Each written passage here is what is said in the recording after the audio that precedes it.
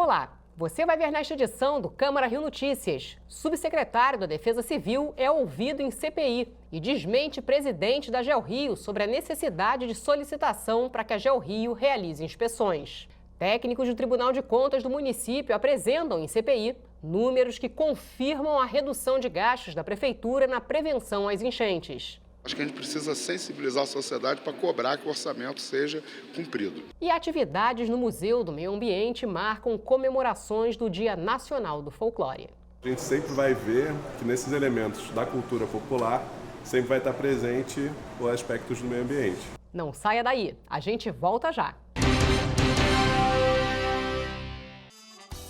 Em 2018, a Rio TV Câmara trouxe grandes novidades para tornar a sua experiência ainda mais dinâmica. Agora você tem mais 2 canais de comunicação com a gente. Além do Facebook e YouTube, também estamos no Instagram e no Twitter. Bastidores das matérias, programas, conteúdos exclusivos e muito mais. No estúdio ou nas ruas. Saiba em primeira mão o que acontece na Casa do Cidadão Carioca e em todo o município. Desde o cotidiano da cidade em um jornal diário. Passando pelo plenário da Câmara Municipal. Além de programas sobre o Legislativo e a cidade. E debates com vereadores e especialistas sobre os temas mais relevantes para os cariocas. Uma linguagem dinâmica e informativa. Que colocamos no ar todos os dias. Participe, mande críticas, sugestões e nos ajude a fazer uma programação cada vez melhor. Você também faz parte dessa história. Trabalhamos duro para levar até você uma programação de qualidade.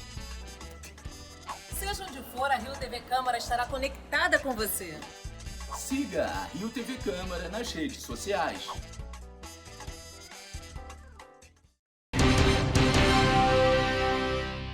A gente começa esta edição do Câmara Rio Notícias com informações da CPI das enchentes. Nessa quinta-feira, a comissão ouviu técnicos do Tribunal de Contas do município. A apresentação confirmou o que os vereadores já esperavam. A Prefeitura do Rio reduziu os gastos em projetos de prevenção às enchentes.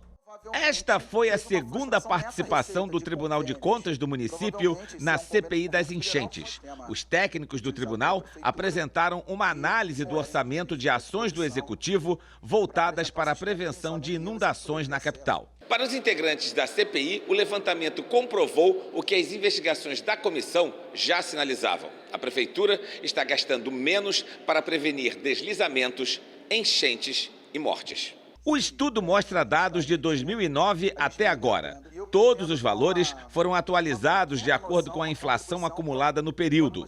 Os números da pesquisa revelam que desde 2011 não se gastava tão pouco na prevenção de enchentes como nos 2 primeiros anos do governo de Marcelo Crivella. Em 2017, a verba foi de 197 milhões e o total empenhado foi de 26 milhões. Em 2018, o montante foi de 162 milhões, mas o valor empenhado foi de 97 milhões. O Programa de Proteção de Encostas e Áreas de Risco também recebeu menos dinheiro em 2017 e 2018, se comparado com dados que incluem o período a partir de 2010, ainda de acordo com a análise do Tribunal de Contas do município. A gente tem que apresentar esses números para a sociedade precisa entender, né, que não foi só obra da natureza, o que aconteceu, as tragédias que aconteceram na cidade, e a gente precisa fazer com que o orçamento municipal ele seja cumprido, né? Porque quando nós aprovamos o orçamento, né, a gente aprova um orçamento na expectativa de que ele seja realizado. Depois há muita liberdade para o prefeito remanejar ou não gastar as verbas. Então acho que a gente precisa sensibilizar a sociedade para cobrar que o orçamento seja cumprido. Para o presidente da CPI das enchentes, o trabalho do Tribunal de Contas revela a incapacidade da Prefeitura de receber o dinheiro de convênios. Como é que é possível que uma prefeitura, ano após ano, faça o planejamento de que vai receber dinheiro de convênio que está celebrado e não seja capaz de receber o convênio? Convênios que são celebrados muitas vezes com a Caixa Econômica, com o governo federal, e aí há uma expectativa de receita sobre isso que depois não se concretiza. Então a gente vai questionar ao secretário de Fazenda, questionar a Casa Civil, questionar os secretários sobre que absurdo é isso, tintim por tintim, para que fique claro e a gente possa, ao final, no relatório, responsabilizar quem tem responsabilidade sobre a situação da vida do cidadão carioca. E na audiência da CPI do túnel acústico, os vereadores ouviram o subsecretário de Defesa Civil do Estado e um arquiteto da Defesa Civil. A reunião aconteceu no auditório da Câmara Municipal e contou com a presença de todos os vereadores que integram a comissão. Prestaram esclarecimentos o subsecretário de Defesa Civil, Coronel Edson Tavares da Silva, e Eduardo Pierre, arquiteto que atua na Defesa Civil. Vale lembrar que, em depoimento anterior, a GeoRio e a Coordenadoria Geral de Projetos da Secretaria Municipal de Infraestrutura e Habitação afirmaram que o processo de vistoria das condições das encostas em obras de artes é feito a partir de encaminhamento da Defesa Civil. O vereador Raimon, presidente da CPI, perguntou se existe alguma fiscalização específica para encostas próximas ou com influência nas obras de artes especiais. O subsecretário afirmou que o papel da Defesa Civil não é fiscalizar, e sim atender demandas de emergência e repassá-las aos órgãos competentes. Por que a gente atender a emergência? Porque a emergência corre risco de vida e nós temos que ter um pronto atendimento. Esse pronto atendimento é uma maneira que a gente tem, através do técnico, ele ter elementos suficientes para dizer interdita, né? Ou então evacua. Agora, o que vai acontecer? Vai acontecer que logo em seguida a gente vem com a secretaria, com a especificidade daquela área. Os representantes falaram que são 25 técnicos entre engenheiros e arquitetos que compõem a instituição, além da equipe operacional, que totalizam 120 funcionários. De acordo com um laudo apresentado à comissão, a culpa do deslizamento foi de âmbito particular e a deposição irregular de resíduos foi a causa do desabamento. O vereador Matheus Floriano quis saber se existe algum protocolo na Defesa Civil para fiscalizar áreas particulares. No caso do túnel, houve um deslizamento de uma área particular, certo? Também tem várias áreas particulares, como Santa Teresa, ou outras áreas particulares que acumulam, né, muito entulho e coisas que podem, na época, na hora, na chuva, ter algum acidente, algum deslizamento. Há algum protocolo, uma área já fiscalizada, É como bem nós falamos, a gente atende emergência, pode ser particular, pode ser o que for, a vida em risco, a gente está indo. E dali a gente desencadeia todo o sistema para poder atender aquela ocorrência. Segundo o vereador Raimon, ficou claro pelas informações de todos os órgãos que o túnel jamais recebeu uma vistoria. A Prefeitura não tem nenhum plano de ação para fazer manutenção, fiscalização das obras de arte da cidade. O próximo encontro da comissão está marcado para o dia 29 de agosto. Os integrantes da CPI vão fazer uma vistoria no viaduto Paulo de Fronten, no Rio Comprido. Se a Prefeitura, ficou demonstrado hoje aqui para nós, que ela não tem nenhum planejamento, o nosso relatório, a nossa CPI tem que cumprir esse papel de apresentar no relatório uma indicação ou forçar a Prefeitura a fazer esse plano de manejo, a ter esse protocolo que vá cuidar desses túneis para que o carioca tenha segurança. O decreto do prefeito Marcelo Crivella, que prevê a internação compulsória de dependentes químicos, voltou a ser discutido em uma audiência na Câmara Municipal. A iniciativa do encontro foi da Comissão de Defesa dos Direitos Humanos da Câmara Municipal e contou com a presença de representantes da OAB, Ministério Público do Estado, Defensoria Pública, Prefeitura e Sociedade Civil. Presidente da comissão, a vereadora Tereza Berger, defendeu cautela na discussão do tema. Ela manifestou preocupação com a estrutura e a verba necessárias para as ações previstas pelo decreto. De onde virão os recursos orçamentários para esses convênios? Eu, mais uma vez, vou repetir. Me preocupa, e me preocupa muito esta questão. Para a Defensoria Pública, o cadastro obrigatório dos moradores em situação de rua, previsto no texto editado pelo prefeito Marcelo Crivella, tem o objetivo de manter os moradores em situação de rua na invisibilidade. É inconstitucional e viola tratados internacionais. Não tem vaga para as pessoas que voluntariamente procuram um abrigo, e agora quer obrigar as pessoas que não querem ir para o abrigo para ir lá, também violando seu direito, violando lei municipal, da política municipal de atendimento a pessoas em situação de rua. que prevê a impossibilidade de remoção compulsória de pessoas em situação de rua. Representantes de associações de moradores também se manifestaram. Essa população não é invisível, não. Não é invisível. Não é invisível. Não é invisível que o problema está de tal tamanho que não tem como ficar invisível. E o que aconteceu lá na Lagoa, na verdade, é uma consequência exatamente dessa visibilidade que o problema tomou. As margens da Avenida Brasil, há uns moradores de rua complicado. E a prefeitura atualmente não vem fazendo nada. Na rua Flávio Farnese, lá esquina com 29 de junho, com 17 de fevereiro, há um montoeiro de seres humanos lá, entendeu? Seres humanos lá jogados às traças. O vereador Alexandre Esquerdo, vogal da comissão, ressaltou a importância da união de Estado e sociedade na busca de soluções contra o aumento da população em situação de rua. Outros parlamentares que acompanharam a audiência criticaram o decreto. Nós, a bancada do meu partido, 6 vereadores do PSOL, apresentaram um projeto de decreto legislativo que pede a anulação do decreto do prefeito Marcelo Crivella para que ele seja revisto. Eu fiz um requerimento de informação, estou para receber a resposta desse requerimento, para saber quais são as 23 entidades que já estão qualificadas na Secretaria de Saúde para celebrar convênios para esse fim. O secretário municipal de Assistência Social e Direitos Humanos, João Mendes de Jesus, afirmou que houve queda de arrecadação e que a prefeitura foi obrigada a reduzir o orçamento da pasta. A arrecadação da cidade do Rio de Janeiro, ela caiu absurdamente, ela cai muito, ela caiu 20%, ela caiu muito. E temos despesas que não podemos deixar de pagar, que são servidores públicos, que são os assalariados. Esse não pode deixar de receber seu salário.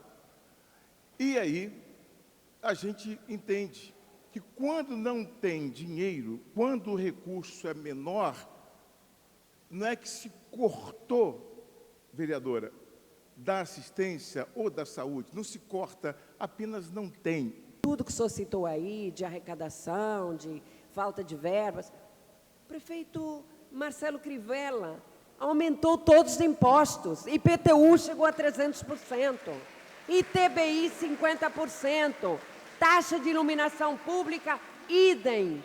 E mais o seguinte, quero que o senhor saiba que arrecada ISS não, sabe por quê? Porque não há investimentos, por culpa da própria prefeitura.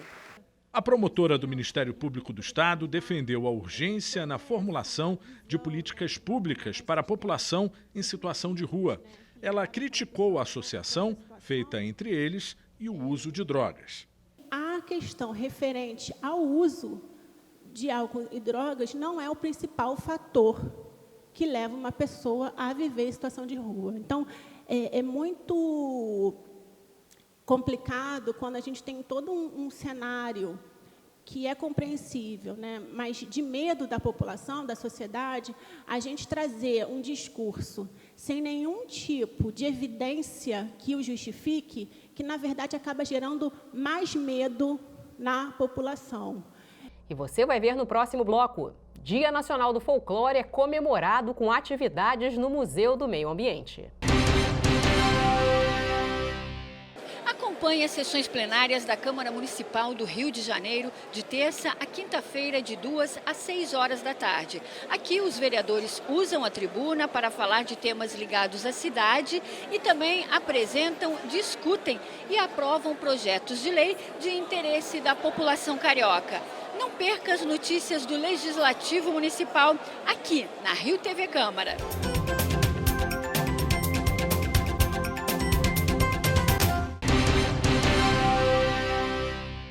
Na cidade do Rio de Janeiro, apenas 14 centros de referência de assistência social fazem um atendimento a jovens que precisam cumprir medidas socioeducativas em meio aberto.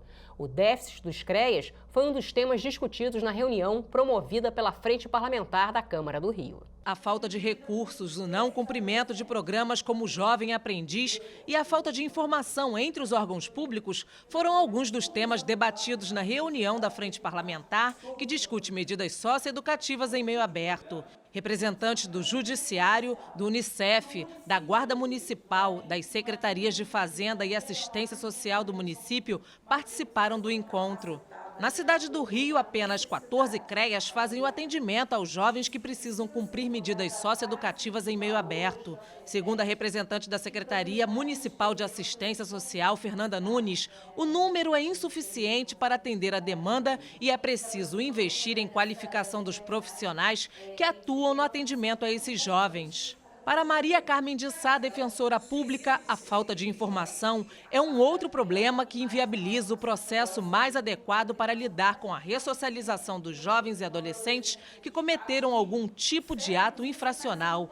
Ela relembrou o trabalho feito pela Defensoria nos últimos anos. Naquela época, havia uma superlotação em índices inaceitáveis. Nós tínhamos 986 vagas e quase 2.000 adolescentes internados. Esse número chegou a mais de 2.000 na época das Olimpíadas de 2016. Então, um ano depois, a gente sentou, fruto de um amadurecimento institucional de todos os envolvidos na socioeducação do Estado do Rio de Janeiro, e chegamos à conclusão de que a porta de entrada das unidades socioeducativas deveria ser regulada como acontece já em outros estados.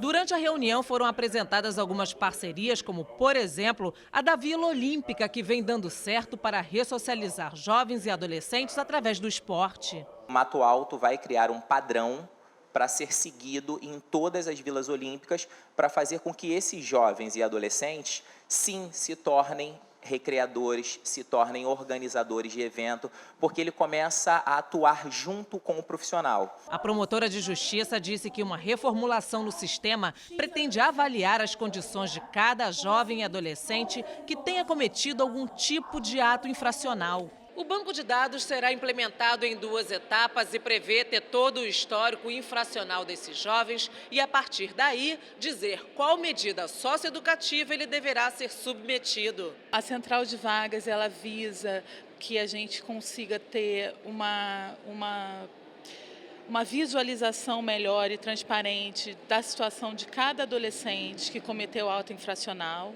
e a partir daí a gente vai ter esse banco de dados onde vai estar aparecendo todos os procedimentos que ele já respondeu e a pontuação dele a partir do que ficou definido na central de vagas.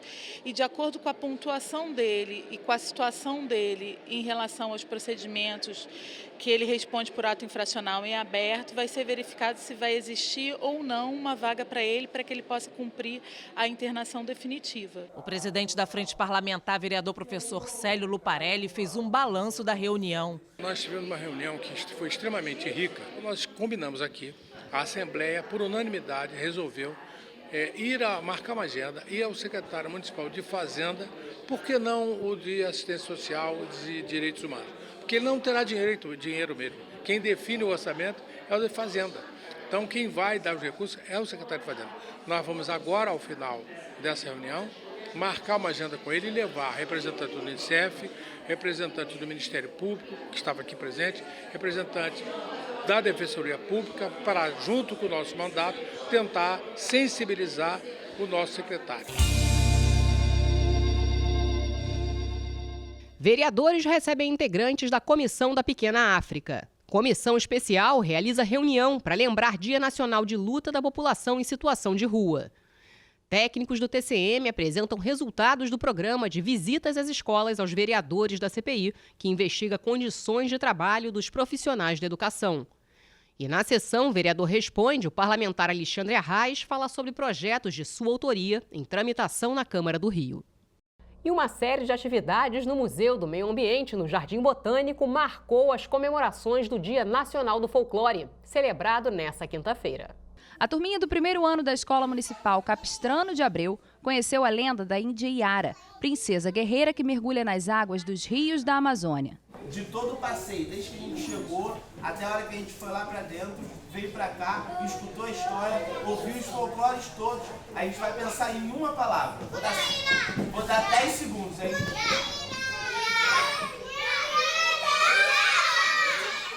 Em tempos de mudanças climáticas, gerando impactos no dia a dia dos brasileiros, o Dia Nacional do Folclore é uma ótima oportunidade de propagar conhecimento científico. Quanto mais atraentes as estratégias de transmissão de informações, maior o aprendizado.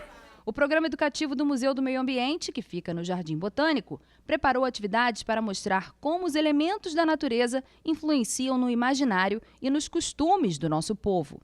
No folclore, a gente sempre vê aspectos ambientais sendo importados para aspectos culturais. Então, por exemplo, Curupira, você vai ter elementos que evidenciam que o Curupira é próprio da Amazônia. A Mula Sem Cabeça já vai falar dos tropeiros aqui do Sudeste, na época do ouro. Então, a gente sempre vai ver que nesses elementos da cultura popular sempre vai estar presente os aspectos do meio ambiente. O mapa de biomas amplia a compreensão sobre o meio ambiente e reforça a importância da preservação ambiental. Esse formato em volta que parece que ele é um prato e essas coisas que podem ser tempero. Então, eu acho que eu vou colocar esse peixe, não sei, no Pantanal. O Museu do Meio Ambiente aceita visitas de grupos de terça a sexta-feira, das 9 da manhã até as 5 da tarde, pelo e-mail agendamentomuseu@jbrj.gov.br ou ainda pelo telefone 2274-7374. As atividades podem ser apresentadas em português, inglês, espanhol e em Libras, a língua brasileira de sinais.